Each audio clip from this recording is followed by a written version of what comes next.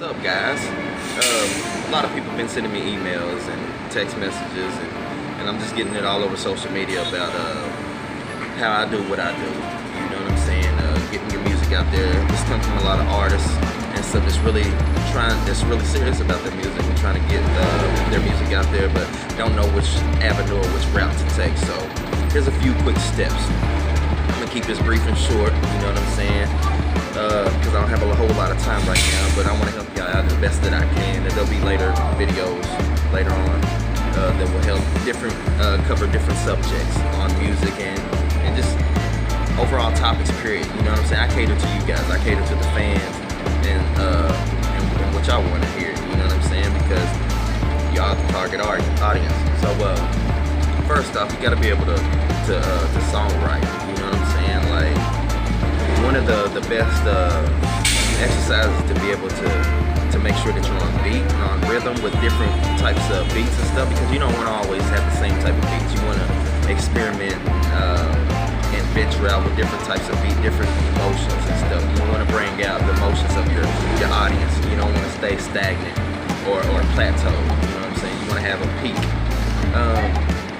So to be able to do this, what I used to do was I used to say my ABCs on different types of beats.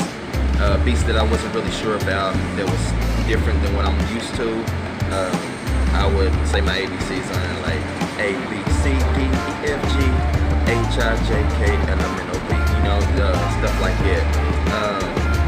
And then also like with your rhyming, when you're trying to figure out like bars and stuff, what I found easy, I still do it to this day. I've been doing it since I was 15. One of my exes actually showed me how to do it, and I've been using it ever since. I put my ABCs on the top of my paper from A to Z, you know what I'm saying? And that way I can just go down the alphabet and I can see it visually instead of trying to see it with my third eye. And it's a little bit faster and stuff. Well, for me anyway. You know, I'm just giving you a little pointers of what can help you. Like I said, you can always take what I say, what some other people say, put it together with your own experience. You know what I'm saying? Come up with your own formula, whatever works for you. But this works for me. The songwriting is really, really important. It's cool to have simple lyrics, but not too simple. Like, one of the most simplest lyrics that I've ever heard that was retarded was,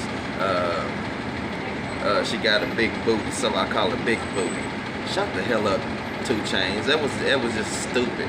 And motherfucker was going around singing it. You know what I'm saying? I mean, it's simple, it's catchy and shit like that. But you want to have something that's gonna be catchy and it's not gonna put you in the category of a whack rapper. So once you get your songwriting down, you want to get you some beats that are tailored to your style. You don't want to get no beats that you don't sound right on, because it's going to make the mix sound retarded. People's not going to like it, and you're actually going to deter fans instead of gain them, and so that's counterproductive. So you can lease some beats, or you can buy them exclusively. It just depends on you. I lease them, you know what I'm saying, because it's cheaper, and a lot of the producers will work with you. If you got a hit, then they'll give you the exclusives. If they see that it's got the potential to go big, they'll give you the exclusives, you know what I'm saying, because they'll make money off of it. Okay, so once you got those beats and your producer and what have you, what you're going to do, you're going to get into the studio, whether it be your home studio or somebody else's studio.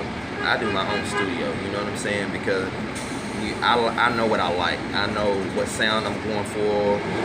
I know where I want the placement in. Not a lot of producers are that easy to get along with, you know what I'm saying. Some of them are stuck in their ways and stuff like that. Not to say I don't go to other studios, because it's good to get influence from other artists, and they can be a muse for you.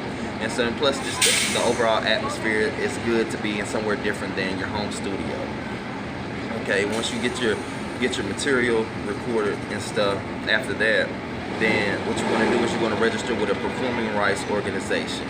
That is a PRO, which would be ASCAP, BMI, SoundScan, you know, different places like that. I myself, I'm registered with BMI, and been registered with them since 2004, and I've had no complaints with them. A lot of people don't realize that once you register a song with them, you can get paid royalties from radio plays. You can also get paid for performing them.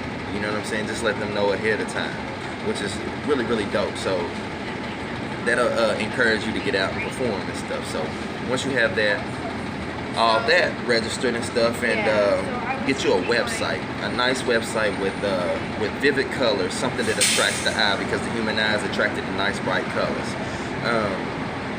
And you want to have it looking professional. You want to act professional with everybody that you engage with. You know what I'm saying, to give that personal touch to it. And plus you have a place where everybody can come and look at your music or your photos, your videos and stuff like that. It's all in one place. So after you do that, what I done was I registered with CD Baby, cdbaby.com, and they're awesome. Sometimes they have deals. I've been working with them for almost the past year. They've been giving me deals with whole album sales. I only uploaded my album for like $29 for worldwide distribution. Usually it's like 80, almost 100, and gets you in 40 plus stores and stuff. You know what I'm saying? And like iTunes, Rhapsody, just all the main places and stuff like that. So it's really helpful with gaining new fans. Radio Airplay is a cool platform. It's like Django Radio is the app that you can get, but you can pay for spins. And I've invested a few hundred, and I've got thousands of spins, and I've gained hundreds of fans. And like, the cool thing about that is that once you gain these fans, it tells you where they're at. They have a profile. Some of them have pictures. You can see who they look like, their age, so it helps with the demographics, so you know who you're pulling in, so you know who to target more.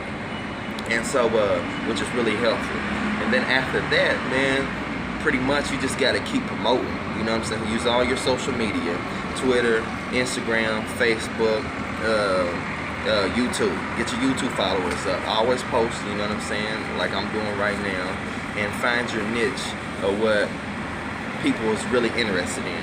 You know, like I'm doing this for artists, trying to help them out, because when I first started out, I didn't really have nobody to help me out. You know, everybody was just, you know, like doing their own thing. So I had to pretty much research by myself. You know what I'm saying? So I don't want people to have to go through the heartaches and stuff that I went through. So I'm always willing to help other artists, you know, expand them, out their musical talents, especially if they have the passion like me. You know what I'm saying? That shit cannot be contained.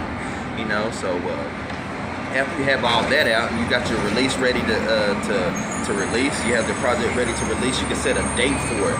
You know, a month or two from now or whatever. You know what I'm saying? They'll release it at that time. And so after that, man, you just get your ass out there and perform, man.